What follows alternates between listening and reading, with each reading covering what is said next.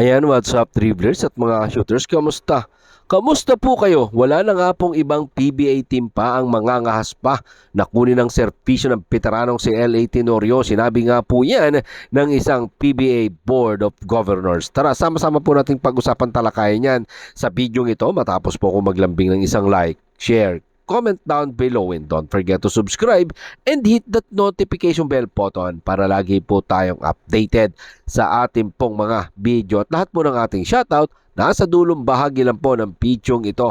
Marami nga po ang naniniwala at kahit nga daw po sa kanilang panaginip ay hindi nila makikita si L.A. Tenorio na umalis pa sa kampo ng kanyang Barangay Ginebra San Miguel at magsuot pa ng panibagong jersey ng isa pang PBA team, lalo na nga po sa puntong ito ng kanyang basketball career. Matapos nga po siyang ilagay ng Barangay Ginebra San Miguel sa unrestricted free agent with the right to salary.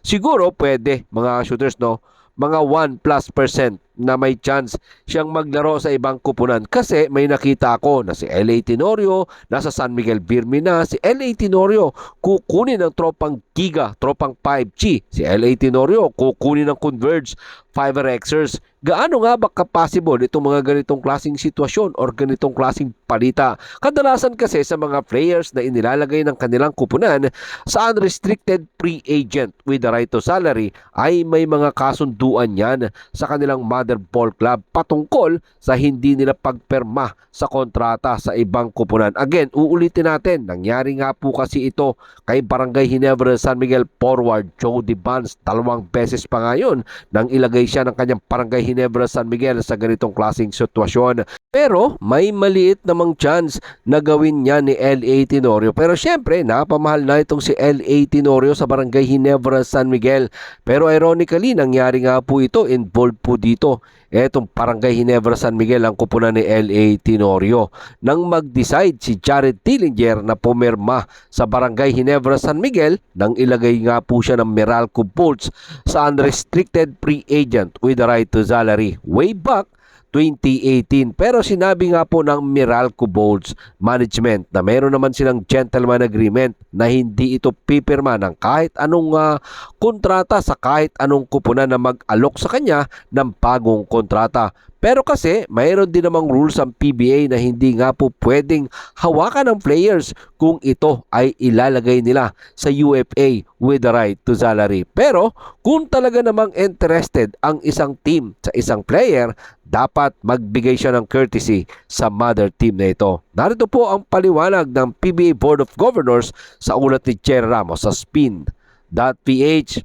Respect lang naman, ipagpaalam nyo lang yung player sa mother team niya. Management to management level na yan. Usually, syempre, hindi naman papayag yung team, pero at least nag-courtesy ka. Kung makukumbinsi mo naman, di okay. At least, andun pa rin yung respect mo with other management. Yan nga po ang sinabi ng PBA Board of Governors sa spin.ph. Siyempre, walang dahilan para pakawalan ng Barangay Ginebra San Miguel ang 40 years old na si L.A. Tenorio. Kaya nga, mga shooters, no, ipinaliwanag ni Coach Tim Cone ang pagiging head coach ni L.A. Tenorio ang pangunahing dahilan kung bakit nagdesisyon ng Ginebra Management na ilagay sa unrestricted free agent with the right to salary si L.A. Tenorio dahil sinabi nga po ni Barangay Ginebra San Miguel head coach, Coach Tim Cone, na pagkatapos ng siyaba na magsisimula sa May 24 hanggang 31 na gaganapin nga po dyan sa Pampanga ay muling ibabalik si Tenorio sa aktibong roster ng kupunan ng Barangay Ginebra San Miguel. Alam naman natin kung kaano kalapit sa isa't isa etong sina L.A. Tenorio at Coach Tim Cone, lalo na etong si Barangay Ginebra San Miguel Board of Governor Al Francis Chua. Kaya walang dahilan para pakawalan ng Ginebra ang kanilang team captain. Malabo siguro yan mga shooters dahil narito pa po ang mga huling bahagi ng pahayag ng isang PBA Board of Governors sa ulat pa din po yan ni Cher Ramos sa spin.ph.